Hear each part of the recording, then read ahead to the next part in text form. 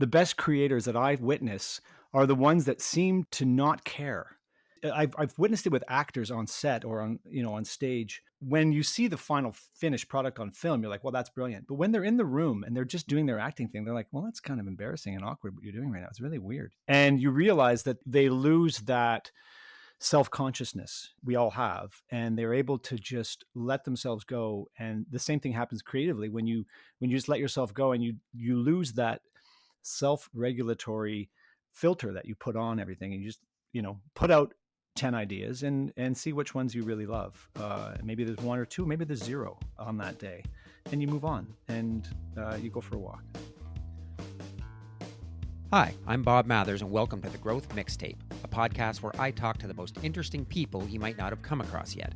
I find that these conversations give me new insights and perspectives about topics I didn't know existed. These conversations might not seem to have a lot in common at first, but just like songs and a mixtape, they create something memorable and emotional. Today we talk to Rob Carli, a multi-award-winning musician, producer, and composer for film and television. Rob has had a storied career in music, from his early days touring the country in an Econoline van, and most recently co-founding the Awesome Music Project. It's conversations like this one with Rob that are the reason I started this podcast. Rob is a giant in his industry, but he's someone I never would have come across in my work as a revenue coach with growing tech companies.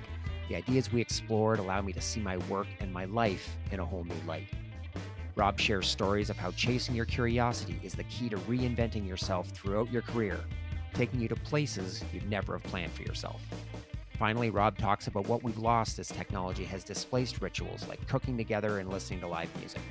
And what would Rob have done differently with the music in Oppenheimer? Please enjoy Rob Carli. Welcome, Rob. Welcome to the podcast. This is going to be so awesome. I've been looking forward to this for a long time. Thank you, Bob, for having me on. You look super at home in your home studio. I must admit, this is the first guest we've had on where you're like in a real legit studio, and I can tell the sound is incredible. Well, I do spend a lot of time in here. It's kind of purpose-built, I guess, for sound and also for work, for the nature of the work I do, which is in film and television mostly. And it's nice to have it. That's that whole like work from home versus go to the office debate. What's better? And I mean, I don't have the answer, but I do know that I've worked at home for a couple of decades, and for me, it's been really great. And when we had the pandemic and everyone adopted the work from home kind of routine, I was like, well, this is going to be a fairly straightforward transition for me. Yeah, what's everybody bitching about? Yeah. This isn't so bad. Yeah, right. Welcome to the other side. Yeah. Yeah, well, that's awesome. Well, yeah, so you mentioned, let's jump right in. When I think of someone with a career in music, man, like you're kind of classically trained back from the early days. You've toured with a band, writing, producing, composing music for films and TV. You still do a ton of performing with orchestras and artists, and you've taught music, and now co-founder of the Awesome Music Project, which we'll definitely talk about today. But I'd love to talk about, and I don't know whether this is a ridiculous question, but I'd love to hear about your creative process, because it's something that I've been thinking about a lot as I become more of definitely a small C creator, just putting myself out there, creating more content for my audience.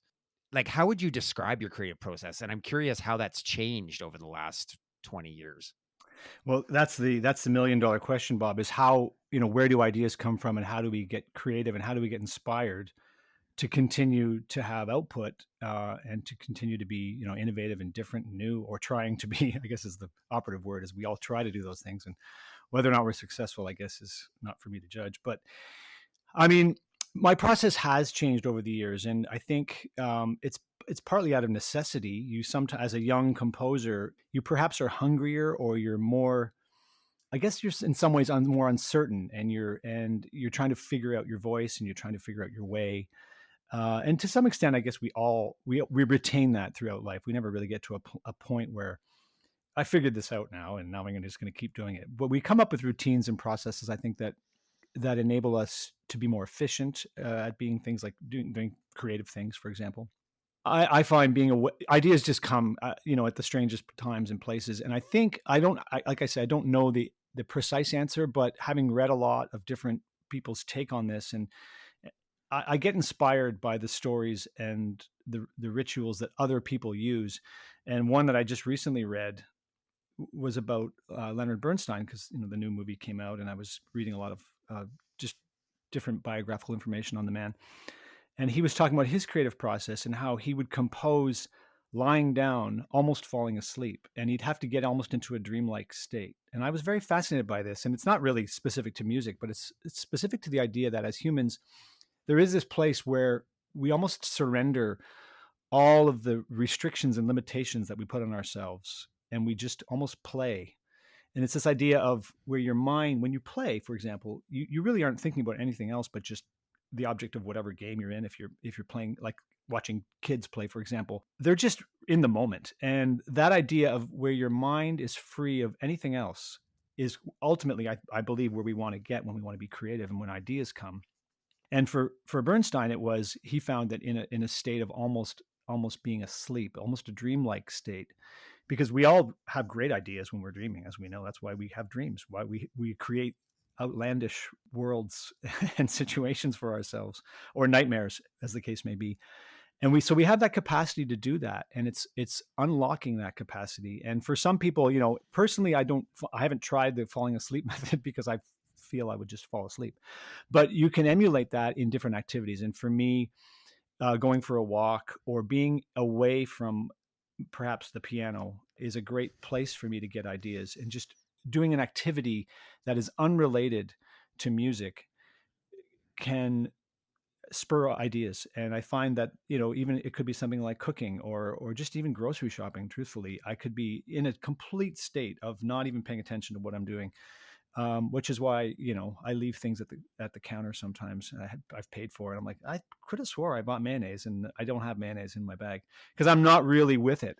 To a fault, I suppose. There is that cost I have to pay for the extra mayonnaise. But this idea that if you can find a way to get into a place where you're almost not too focused on what you're trying to do, that's been very helpful. And it's often hard because if you have a deadline, it's like you put pressure on yourself then to come up with ideas. And I don't think anyone can really come up with their best work when there's a gun to their head. Some people can, of course, and that they have a whole other set of tricks and tactics to do that. But for me, I find there's a sweet spot where I know the deadline's coming.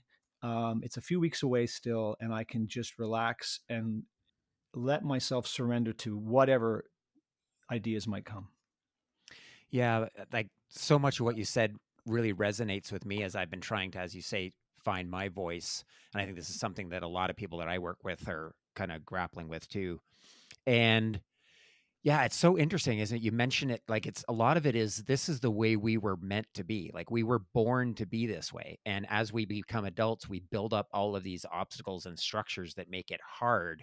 And once you come, and at some point as an adult, if you want to rediscover this, it's just a process of going and breaking down all of those things and those maybe self-limiting beliefs or all these habits that we built up that make it impossible to do. Yeah, absolutely. I think the number one biggest obstacle in our way is this idea of judgment. I mean, we are constantly evaluated and judged from a young age, and we sort of buy into this as kids. I think our first tests are in grade 1. You get tested on things, and you're trying to achieve a certain goal at a very young age, and we are conditioned to live that way. And so we're constantly being evaluated and scrutinized by, at first, adults and instructors, and then by our peers. And as adults, we see it constantly in our day-to-day lives, in our jobs, where people are posting things about their work and you're feeling like, oh, I should have gone to that conference, or I should be doing that. And you're constantly evaluating yourself in the same way. And creativity is subject to those same restrictions, because when we come up with an idea, our immediate response is to judge it and to feel, is that a good idea or a bad idea? And I can't put that out there. It's a terrible idea. Or what happened? So we're restricted by that reflex. And it's very common. And I find that, I mean, I don't know if we ever completely abandon that, but if we can, I find that we come up with more ideas because we suddenly are adopting this idea that there are no bad ideas. If we look at creativity from the idea that there's no bad ideas and that ideas are just whatever they are, and you get them out there, and then of course you need to filter them and find out what works and what you really like and what resonates with you.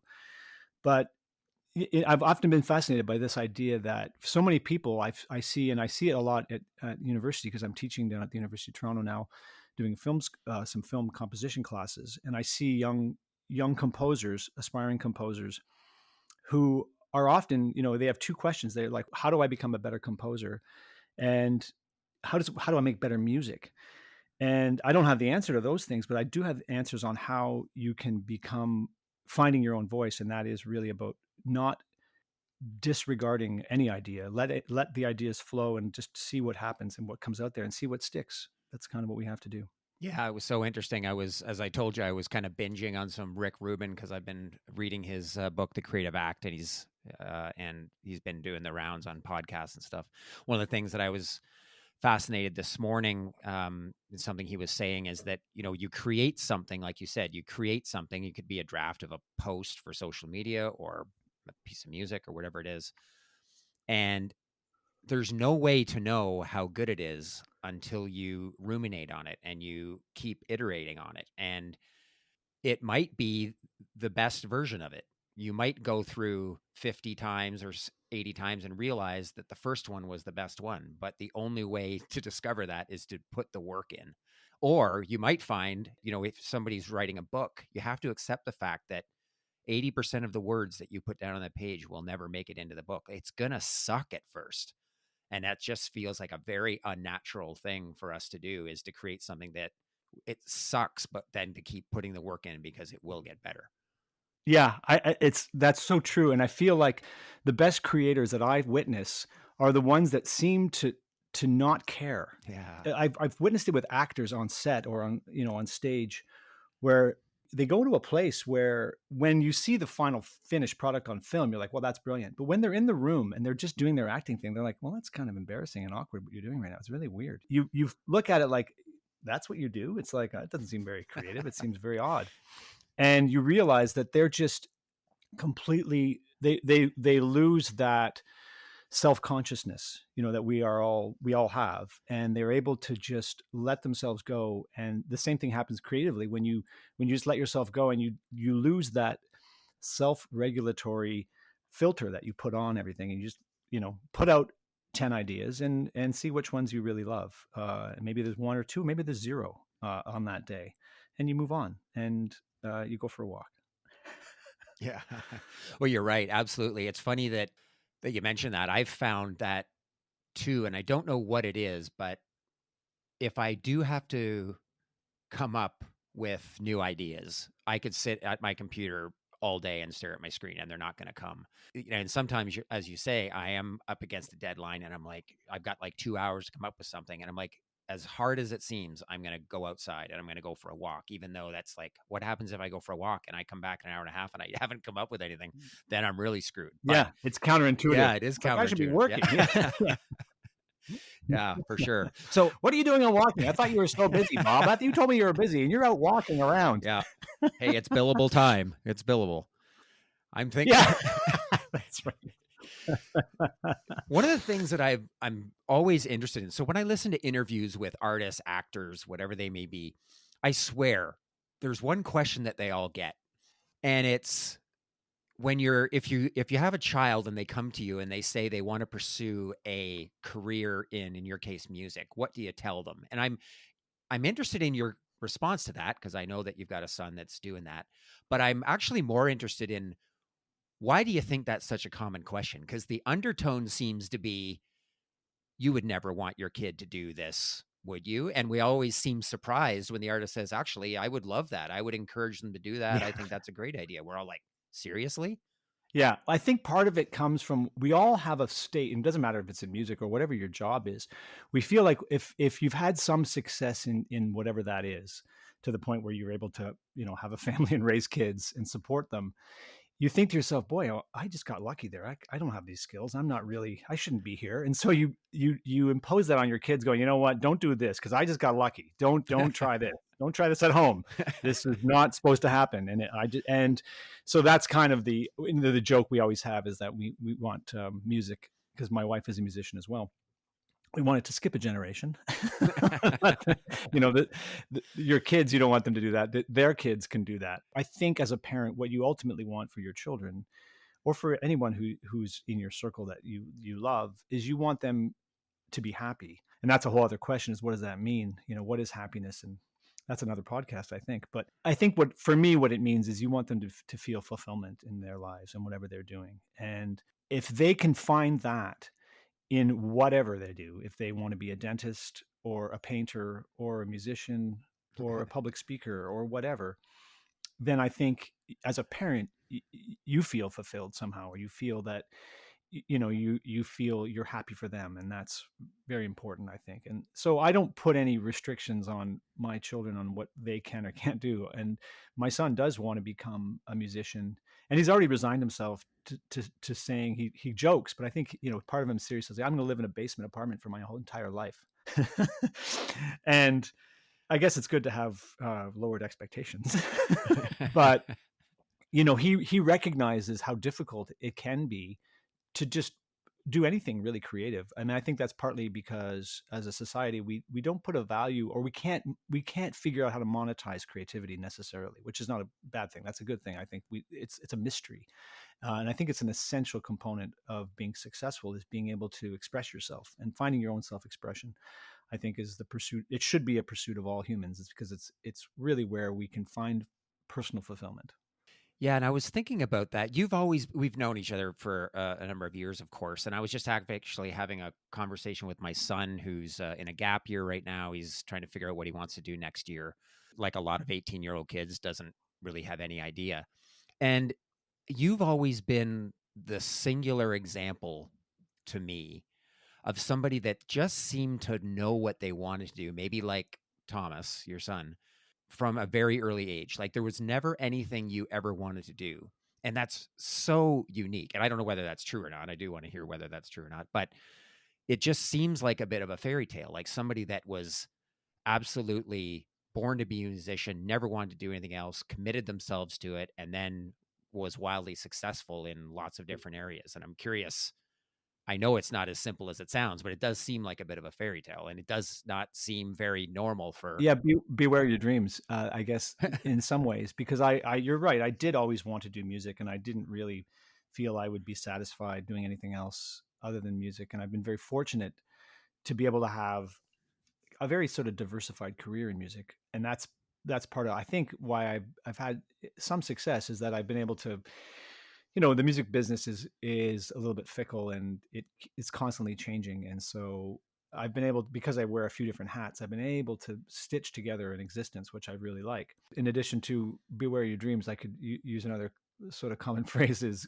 the grass is always greener. I mean, we all are in a place of perpetual progress or destination. This idea that you've made it, I think, is a big myth, because people look at me and go, "Hey, Carli, you've made it, man. It's awesome." I'm like, there's no making it. And this goes back to what I said earlier about how we are conditioned at a very young age to have this idea of achievement and goal setting and getting to, passing grade 8. Now, where are you going to go to high school? Now you have high school. Now what are you going to do next? What's happening next? And you're constantly being evaluated, because this idea of, I've arrived at a place.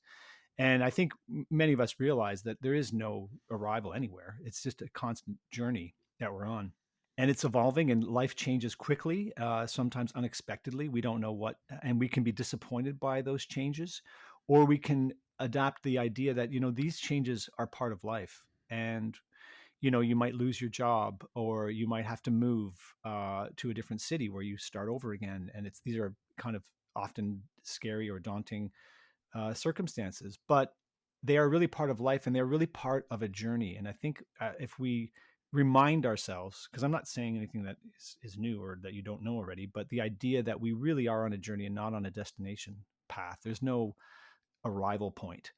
I know lots of artists who are super, like, very successful, and you think, "Oh wow, your life is perfect," and no one's life is perfect. Their lives are just like your lives, because they just have a series of goals and things they want to achieve, and they do those things. But then when they've accomplished those things, they don't look like, "Okay, here I am. I'm going to sit down now and relax." They never get there. And you can look at almost any. You can look at the top CEOs of companies, and you think to yourself, "Well, you've made enough money. Why aren't you just on a beach somewhere?" Because that's not what life is all about. It's not trying to get to a place where you've arrived and you retire and you sit on a beach. For some people it is, and that's great.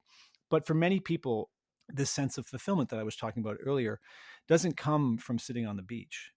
It comes from doing the work, or just working, or having a sense of utility is really something I always come back to, because if you can find work that you can get fulfilled doing, I think your life becomes a little easier. Yeah. There's a great quote, and I don't even know who said it, and I even Googled it recently, trying to remember where I heard this, but I love it. And it's only work when you're thinking about it. And the idea being that as we sit on Sunday night and we ruminate about what we have to do the following week, we're thinking about all the work we have to do. We're like, oh, we got work to do. But when you get in the zone and you're actually doing the work, you forget that you're working. If in fact your work is something that you've carved out for yourself and you've created and it's what you want to do. And so I often look at the pile, like the schedule that we have. I just got a new schedule for one of the shows I work on, and we're doing an episode per week, 9 episodes in 9 weeks, on top of a musical and a symphonic episode for a show I work on called The Murdoch Mysteries. And I'm like, wow, that's kind of daunting and scary. And I'm going to have a heart attack and I'm going to go to bed now and never work again. When I get into the zone, though, and I'm just working, I forget all about the work part. And it's quite nice. So hooray, I think that's something I keep reminding myself of, is that our relationship with work is complex. So one of the things that makes me think of, Rob, and I was talking this, just coming back to my kids one last time, is that, with some of the advancements in AI, and maybe we'll talk about that in music later if we have time, but it's not inconceivable that our kids will have friends that live to be 120 years old. Like that is coming in our kids' lifetime or their kids' lifetime. Yeah. And so this idea that you're going to have one career, you got to pick what you want to do when you're 18. You're going to go to school for 4 or 5 years, and then you're going to work for 50, 60 years. Like you're going to have 5 careers. And so you don't have to decide your purpose in life. Find something that you're curious about. And if you love it, you will find a way to make a living doing it. And I think that's something that I was probably told when I was a kid, but it wasn't real. Went in one It's ear like, at the other. no, Yeah. you need to go get a business degree and get a job out of school and buy a house and follow the plan. Yeah. That was right. And I do think that when you think about your life in terms of a big, 100, well, I don't know, 60, 70 years of working, you don't have to have all the answers right now. And I find that at my age, at 53, I'm like, I'm reinventing myself for a whole new career that I never could have imagined 10 or 20 years ago. So I'm experiencing it too. You're absolutely right, Bob. The narrative has changed so much in the last couple of decades. And this idea of a prescribed existence is becoming very outdated, I believe. Some of the things are still there. We live in an economy, and we still want to, contribute to that economy in some way, so that we can benefit from, things like an income, and you want to have security, and we have to be very wary of what that looks like, and be wary of being over prescribed on what you need to do, and also not be afraid to look at our lives as like many different chapters. And I think that's going to become more and more common, this Mhm. idea of many people having many different careers, wearing many different hats. Some of us really can specialize and do one thing very well, and we should do that one thing. If you're a heart surgeon, great, do that. If you have a brain for that type of activity, or if you just enjoy the one thing you can do, and that's you can build bridges, and go ahead and do that. That's amazing. But there's many of us who don't necessarily have that specialization, and instead we have a jack of all trades, master of none mentality. I remember, and I was in university, the dean of music came up to me in my 4th year and said, what your problem is, Carli? You do too many things and you don't do any of them really well. And he was absolutely right. And I think what that did for me, actually, I didn't take it to heart. I wasn't offended by it. I just thought he was actually speaking the truth. But it was that diversification of skills that I think made me a better film composer, because in the world that I work in and the work I do, it really isn't. It is in some days highly specialized, but there are a lot of different hats you have to wear, and there's a lot of different styles of music. For example, I mean, sometimes you'll be writing a very orchestral classical music score, and sometimes it's more EDM, and sometimes it's synth based, and sometimes it's sound design based, or sometimes you're not even writing music, but you're consulting on something. And so I find that diversification has been a benefit to me, and I think it's a common experience for many people, that coming out of university or coming out of high school, they're like, I don't know what I want to do. I can do a lot of little things, and I don't do any of them really well. but it's that idea, and you mentioned it before, is that just try, like, be curious and try different things.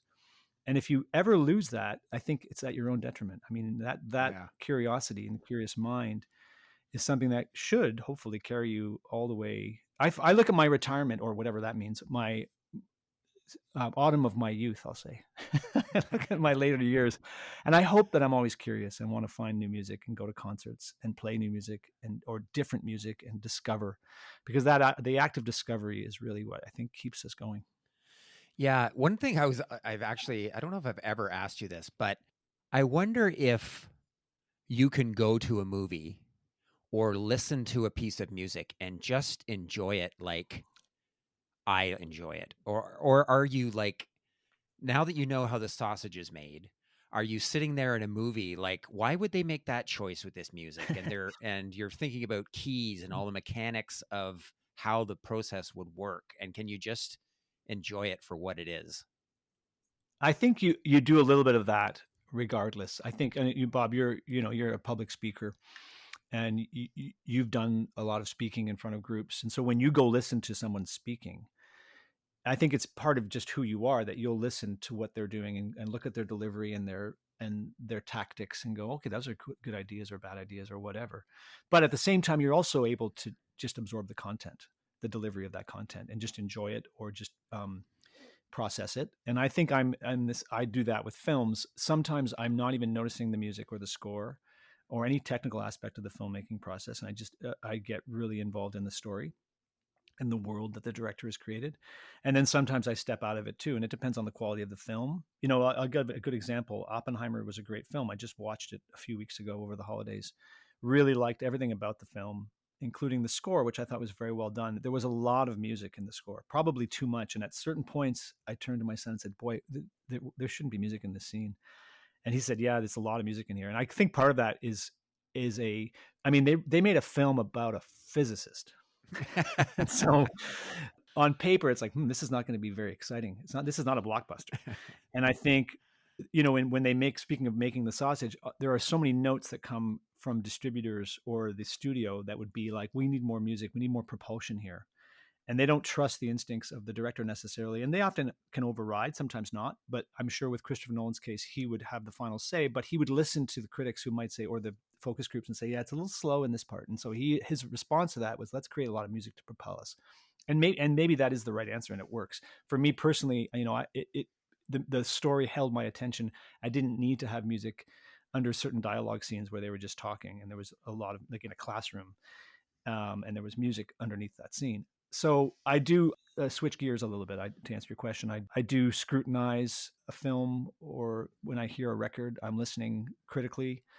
But I also just let myself, more at a concert, I just let myself go and listen to whatever's happening, and not try to figure out what kind of harmony they're using, or what kind of chord progressions are happening. I mean, I'm always listening to the notes, and Yeah. I always can hear what notes are being played. But you also can just sort of release that too, and just let yourself, enjoy it in a different way. I did like that movie. I went to see it with my son, and it was an interesting story, amazing movie. But I did leave always thinking about, like, when's this fucking bomb gonna go off? Yeah, And so, yeah, and I thought about, like, what has the Marvel universe done to me? Like, I just can't sit yeah. there and listen to an intricate, intelligent story for 2 hours without something I going need a off. big bomb, big explosion. I mean, they did a pretty good explosion, and it was funny. I listened to my studio intentionally because I wanted to really hear the sound. And my studio has got better sound than any other place to watch a movie in the house, and it's got a very big subwoofer. I shouldn't say big; it's just a subwoofer, but it can really kick.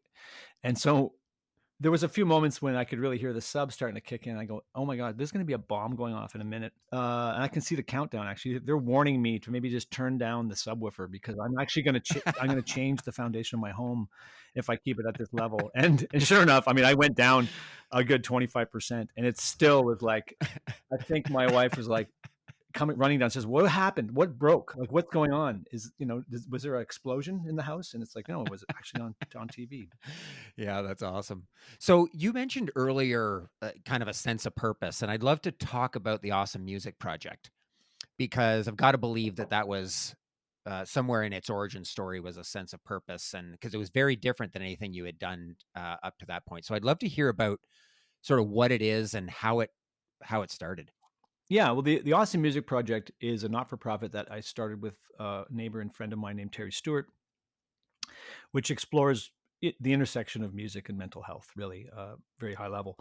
And to get more detailed about it, we started by, well, Terry really was the one who had his idea was, he was experiencing more, witnessing more depression and anxiety in his life through his colleagues and friends and through his own journey.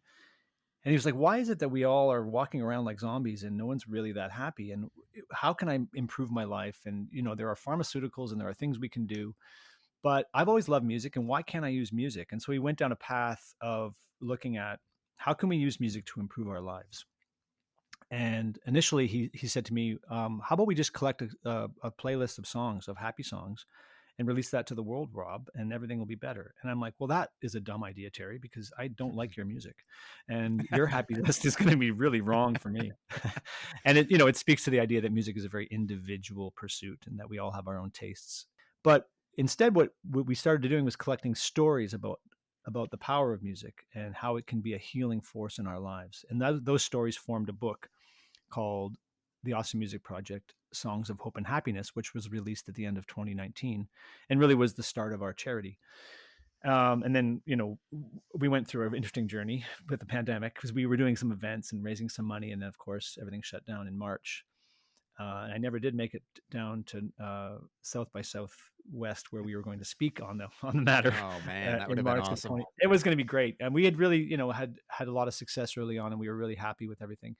But then we just, like many organizations, we had to really change what we were doing during the pandemic and really change our focus. But that's how it all started, and it's evolved into a place now where it's not just about storytelling, and it's not just about some of the programming that we do, like things like the Awesome Music Hour, which is a 1 hour drop in that we do for youth at different community centers throughout Ontario. Our mission has become like to try to inspire people to use music as a tool in their lives to improve their life. Like, how can we do that? And there's lots of different ways, and we don't need to get into all that. You can visit theawesomemusicproject.com for more details.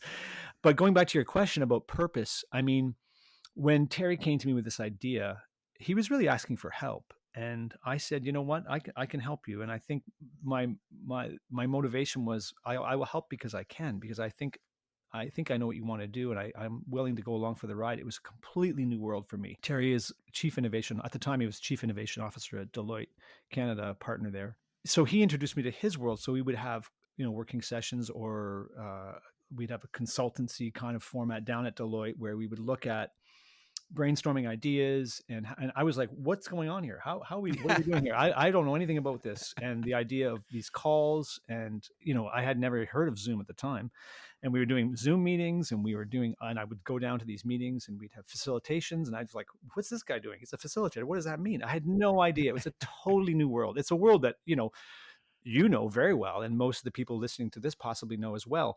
But to me, it was brand new. And up to that point, my experience of a call on something would be like 10 minutes with a director. Like, let's talk about something. And Terry would go, okay, we're gonna have a call. Okay, great. It's gonna be on Friday, 3 to 4:30. I'm like, that's an hour and a half. What are we talking about for an hour and a half? And you get six people on a Zoom call, or, whatever. And sure enough, the time does get eaten away. And I learned a ton. To go back to your question, I mean, I really learned a lot about a lot of different things. I had no idea how to run a charity. I didn't know anything about the not-for-profit space in Canada. I didn't know a lot of things. And I'm constantly learning new things. And that's why I'm here. That's why I'm doing it still, is that because it's a challenge for me. There are times when it eats up a lot of my free time, and I'm thinking, what am I doing with my free time? And then I think to myself, you know what is free time really? If I wasn't doing this, what would I be doing? I'd be looking for other ways to distract myself or fulfill myself. And this is what the Austin Music Project is as well. It's I don't want to say distraction, but it is a way of getting that sense of fulfillment that you would get from doing any activity. So it's really important to me. And we're currently, just to give you a quick update, we're looking ahead to 2024 with expanding our board up to 7 members, which is an exciting prospect for us. Looking for people nationally, really, because we are a national charity. We've been really inspired by a group called Reverberation, which is a for-profit company in New York City which is made up of three people: a fellow named Michael Herman, who we've gotten to know very well, and Peter Gabriel and Anna Gabriel, his daughter, who's a filmmaker and photographer. And they've created Reverberation as really almost like a think tank about how people can use music in their lives. And it's very inspiring. They have a book called Do Everything Better with Music.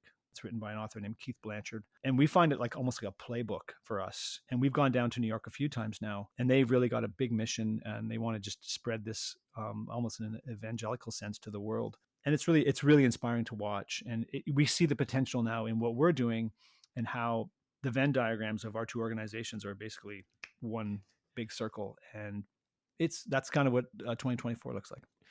I was thinking back about you and I think you were just starting the Awesome Music Project. You know, if you could talk to that young Rob Carli, and, you know, I don't know if you were in some fancy boardroom in Manhattan with Peter Gabriel, and you'd say, oh yeah, so 15 years from now, this is what you're going to be doing. You'd be like, what are you, like, how on earth would that ever happen? And it just goes back to something you said earlier, just chasing your curiosity. Like, you have no idea where these things are going to end up. Who knew that your neighbor would be working for Deloitte and start Awesome Music Project, and then it would evolve into what it's evolving into now. Like, it's incredible how these things happen. Yeah, if you sit down and look at your life and start to try to look at all of the intersections that you've taken and all the turns that you've taken and paths that maybe weren't your own choosing, you can get overwhelmed going, what? All the what ifs are like, oh my God, what if I hadn't done that?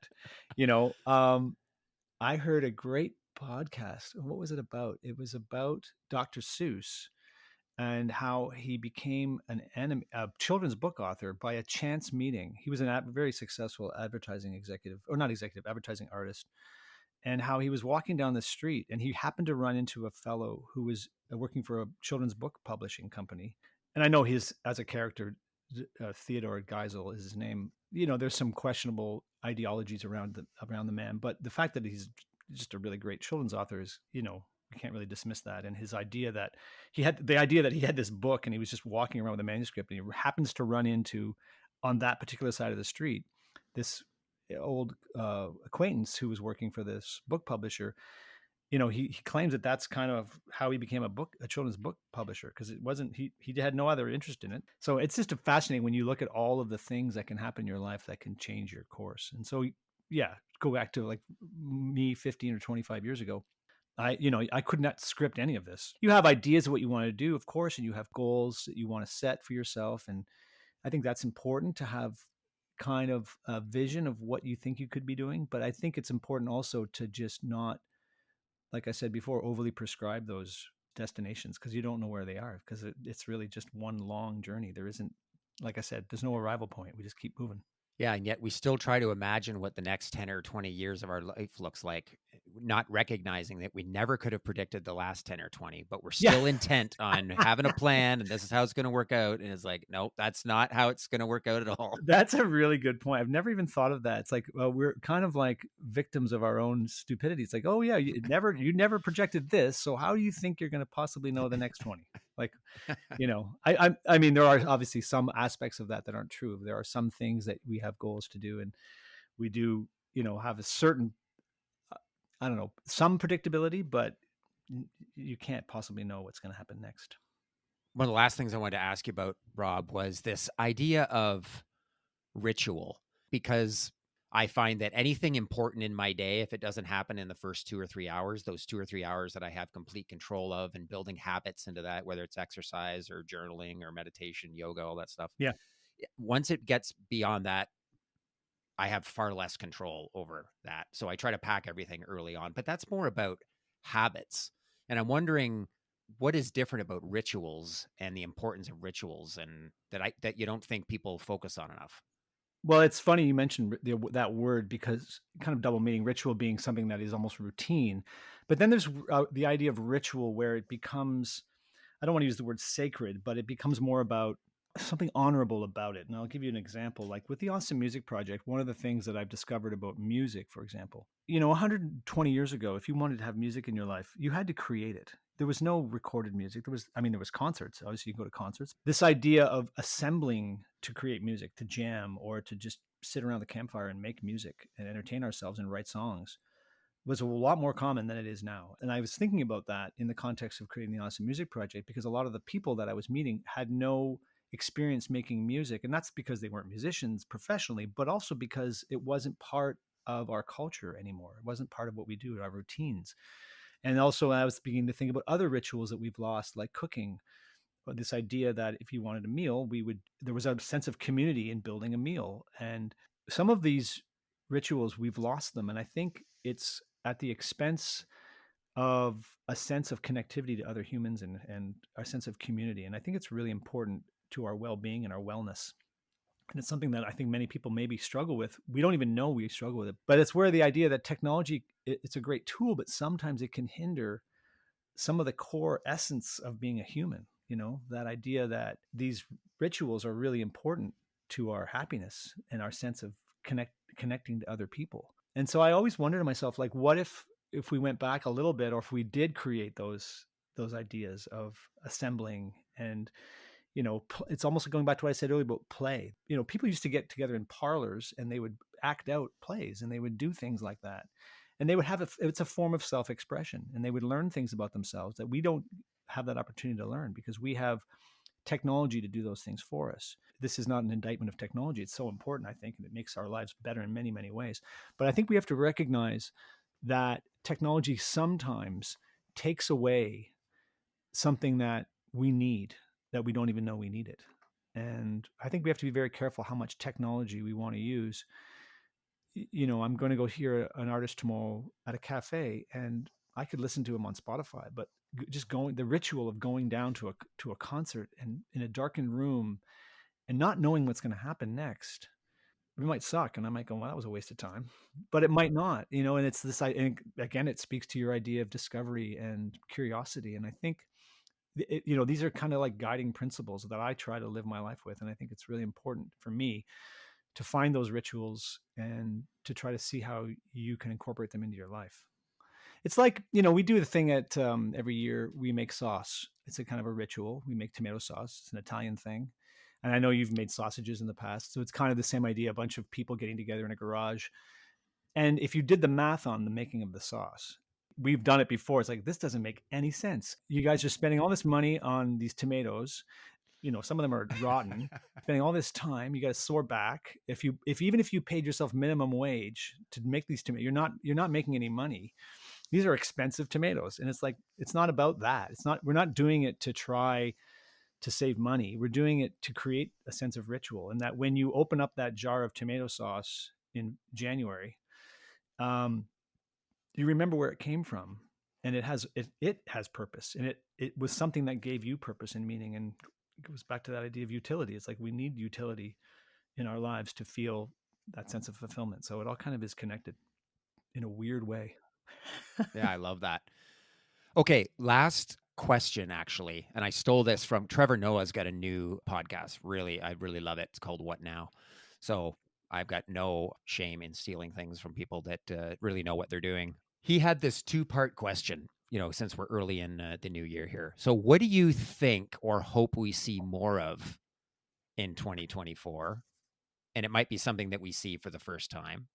And then what do you think, where do you think, or maybe what do you hope we see less of in 2024?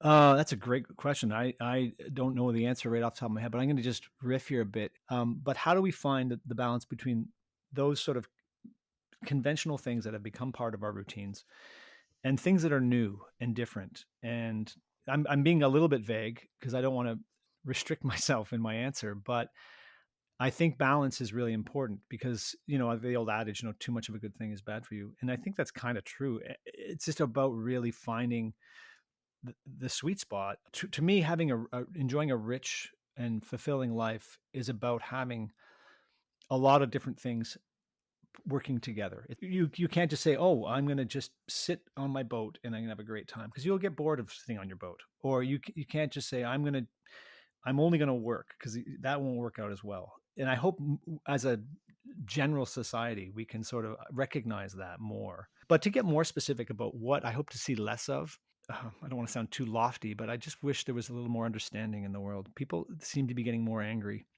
across the board in all kinds of places. I find it in the workplace. I find it in politics. I find it in our society in general. Our part of it is, I think social media has created a anonymity for us where we don't, I think there was somebody who mentioned, you wouldn't stand in line at a bank machine and then treat the person in front of you the way you would treat somebody online. We almost are masked by social media. We don't feel like it's the same as our relationships. And this is a complex question, but or complex answer, I guess, is the idea that when we don't know the person, it's almost like road rage. The idea that you don't see the guy in the car, so you just honk your horn. You don't honk your horn when you're in line with somebody. You just say, "Excuse me, you're butting in front of me," or whatever. You don't act like a complete idiot. But people do it on the road all the time.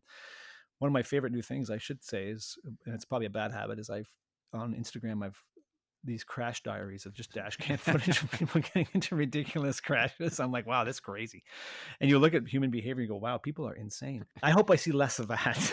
Yeah. Truthfully, less of people just getting angry, and their fuses are short. And I don't like that, because I feel like there's a part of us, we're losing a sense of decency and decorum and just kindness, just understanding. I mean, yes, you can be angry at someone, but don't let that be your first reaction to a situation.